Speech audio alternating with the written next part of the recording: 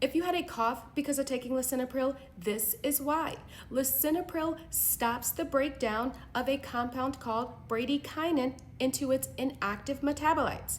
Bradykinin has effects. Its inactive metabolites do not.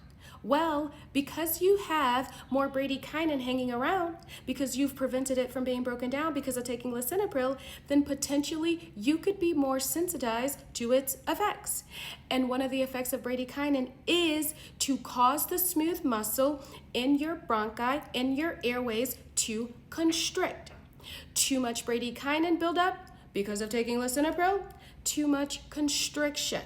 Now you have bronchoconstriction and greater airway sensory nerves sensitization, causing a cough, okay? So that's the most widely accepted explanation because it's not entirely clear, but that's what they think.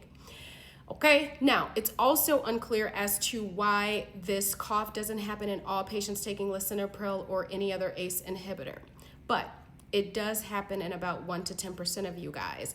And for you guys, you're going to discontinue it. That's it.